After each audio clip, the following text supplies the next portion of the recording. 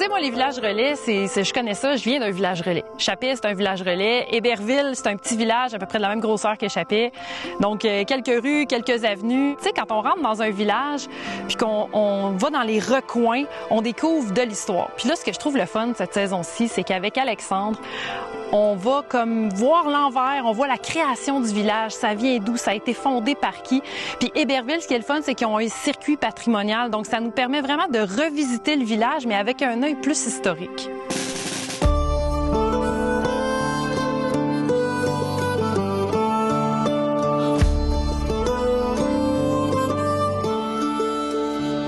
On poursuit notre tournée des villages relais. On est à Héberville, au lac Saint-Jean.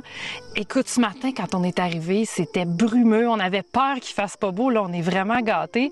C'est une ville qui a beaucoup d'histoire, là. Pour moi, c'est une surprise totale. Au lac Saint-Jean, le premier village qui a été fondé, c'est Héberville. On est vraiment là dans le berceau du lac Saint-Jean. C'est le premier village de l'histoire du lac Saint-Jean.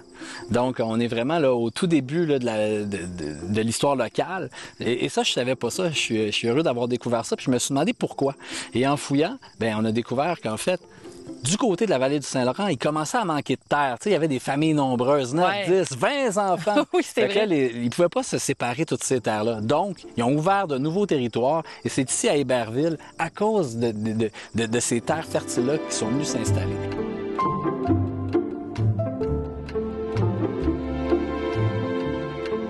On nous a parlé aussi de plusieurs personnages historiques qui sont bien intéressants. Par lesquels tu commencerais? Bien, il y a celui qui a laissé son nom, Nicolas Tondelin, Hébert, qui a laissé son nom à l'endroit. Donc, c'était son initiative. C'était un curé qui a amené ses ouailles à développer le territoire.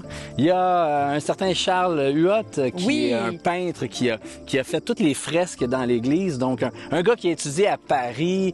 Il est venu s'installer ici. Et puis, il a peint justement là, toutes les fresques à l'intérieur de l'église. On a aussi... un homme fort. Un homme fort. On a Victor Delamare. Écoute, lui, il a battu des records de Louis Cyr. C'est fou, hein? Il a battu un record de Louis Cyr. Louis avait levé 279 livres, puis lui, il a fait la même affaire, mais avec 309 livres. Donc, il était costaud. Un bras, hein? Un bras. Je me rappelle plus avec quoi il levait les affaires, mais il les a levés. Les gens étaient faits solides dans ce temps-là, ça, c'est certain. Là. Mais mon coup de cœur, c'est que moi, ça fait 14 ans que je chante une chanson sur Émilie Fortin-Tremblay, une femme incroyable. Donc, elle, c'est la première femme non autochtone à avoir traversé les Rocheuses à pied pour aller faire 800 km de canot.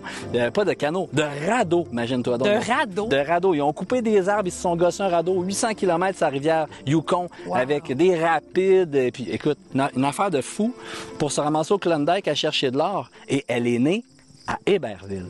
Et moi, ça, je le savais pas. Donc, ça fait 15 ans que je chante cette histoire-là. Puis là, je suis chez eux. Je suis où elle est née. Parti de Chicoutimi, attiré par ses rêves. Chercher l'or, en trouver aussi, prospecter au Klondike. C'est l'histoire. Tu vois, des fois, il faut sortir des grands chemins, rentrer dans les terres pour connaître des petits bouts d'histoire qu'on connaissait pas. Puis d'ailleurs, ça nous a permis de rencontrer des gens fort sympathiques. Là, tu sais, tu parlais de Hélène qui nous raconte un paquet d'histoires. Je pense que c'est la 4e ou la 6e génération.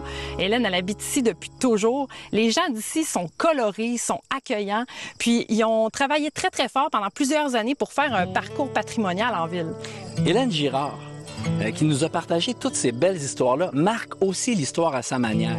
Et ici, à Héberville, il y a une passerelle qui porte désormais son nom. C'est la passerelle Hélène Girard. Elle a sa propre passerelle au-dessus d'un magnifique endroit. Il y a de l'eau qui coule, les petites chutes. C'est les anciens moulins. Il y avait le moulin à farine d'un côté et le moulin de bois, j'imagine, juste de l'autre. Puis elle jouait là quand elle était petite. Donc, de son vivant, reconnaître les gens, des fois, c'est vraiment chouette aussi. Puis, tu sais, les gens sont très impliqués. On l'a vu, elle parle avec passion de sa région. Puis, il n'y a pas juste elle qui parlait avec passion. Il y a aussi les gens qui ont Tournevent. Oui. Super sympathiques, qui nous ont appris plein de choses sur comment faire de l'huile, comment choisir son huile. Puis, ils font plein d'huiles aromatisées. Puis, tout est fait bio. C'est vraiment fou, là, ce qu'on arrive à faire en région, là. Bien, on arrive à moto, là. On longe la magnifique rivière. Il y a les petits vallons. On tourne dans le chemin pour Tournevent, justement. On arrive en haut, un beau champ, tout est propre, il y a un café, on peut aller s'asseoir là, on peut aller faire des dégustations d'huile. Absolument. Chose que j'avais jamais fait. Petit sentier, on peut aller marcher dans le jardin. Il y a des tournesols tout le tour. Je veux dire, s'arrêter là en moto, c'est extraordinaire.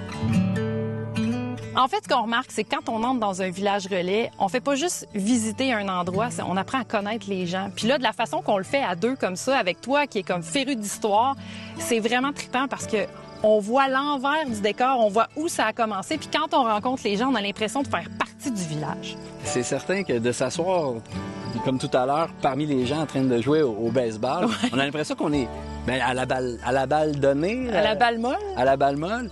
En tout cas, ça avait l'air le fun. Moi, j'aurais aimé ça embarquer dans une équipe puis passer l'après-midi avec eux autres à claquer des balles, ça c'est sûr. Oh, absolument. Je pense qu'on était bienvenus en plus. On est toujours bienvenus, mais c'est ça les villages relais. C'est ça les villages relais.